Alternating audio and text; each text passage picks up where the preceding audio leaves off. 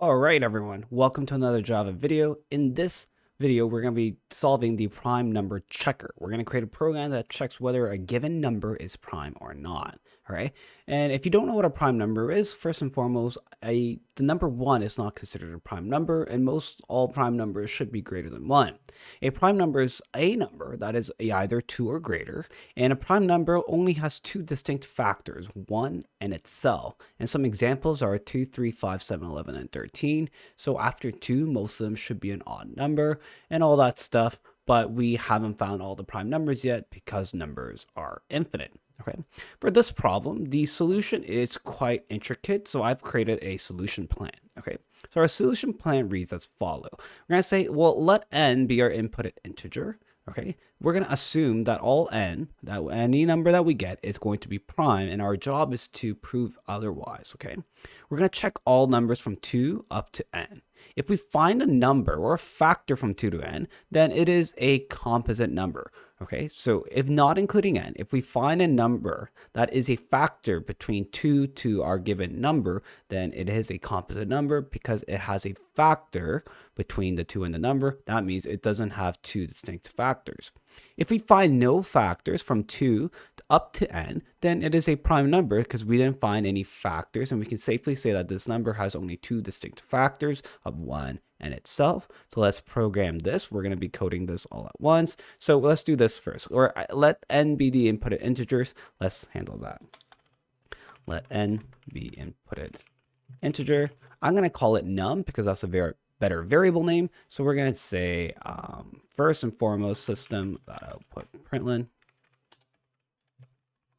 enter a number greater than 1.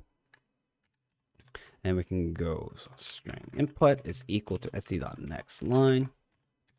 Okay, and then we're going to convert that to our integer. So we're going to say int num is equal to integer.parse int input. There we go. So we have now completed this requirement. Now we're going to say assume all n to be prime, and our job is prove otherwise. So I'm going to put that here. Okay. And this is where I like to create a Boolean based variable. So we're going to say Boolean is prime set to true. We're assuming, right? We're assuming that all n that we have is a prime, and our job is to turn this false at some point in our code. Okay. Now we want to check all numbers from 2 to n, and we know how to do that. It sounds numeric. So that's a for loop. I want to use a for loop here because I want to check all the numbers. So I'm going to say for. I'm going to call this divider starting at value of 2. We're going to say while our divider is less than our given num. We're not writing equal sign here because we're going up to n and not including n. And since we want to check all numbers of the dividers, we're going to have divider plus plus and write our curly braces here so that we are checking all numbers from 2 to n. So we have done that. Okay. Now we have like this nice little if statement here, right? If we find a factor from 2 to n, then it's a composite number. If we find no factors, then it is a prime number, and we're actually going to see these again. So we need to find a factor. Well, how do we determine that? It's very simple. We use the modulus operator. We can say that if, and we are going to set up our if statement like that. We're going to say if our given num modulus the divider is equal to 0. This means that divider was a factor of num. Num was perfectly divisible by our variable divider. Okay. This means that, well, we found a factor, so we can set its prime to false. Okay. And if you really wanted it to, lowercase false, if you really wanted to, we can write a break. We can exit early because our number is not prime anymore. Okay.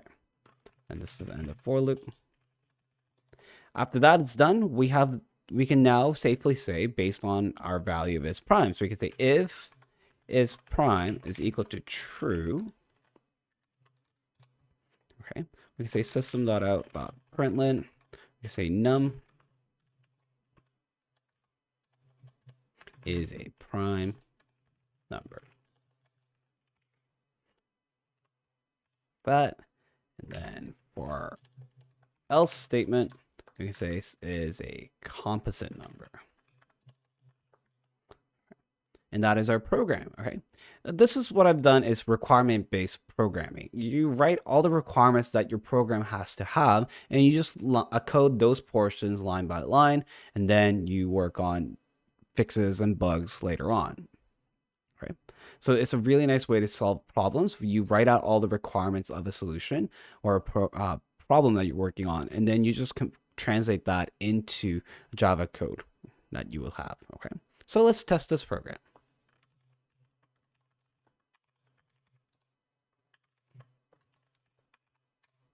All right, so we're going to test like a number like 2. We're going to say 2 is a prime number. If I give it 4, 4 is a composite number because 2 ends up becoming a factor for that said number. So we already have a factor between that is not 1 or 4. Let's try like 13. 13 is a prime number. We checked all the numbers from 2 to 12. None of those values were a possible factor to 13, so we have a prime number. Okay, we can check like a really big number, but that ends up being a composite number because, as you can tell, it ends with a 5. Most likely it is a factor of 5, or there should be, as numbers get bigger, there's a higher probability of finding a factor from 2 up to this like large number.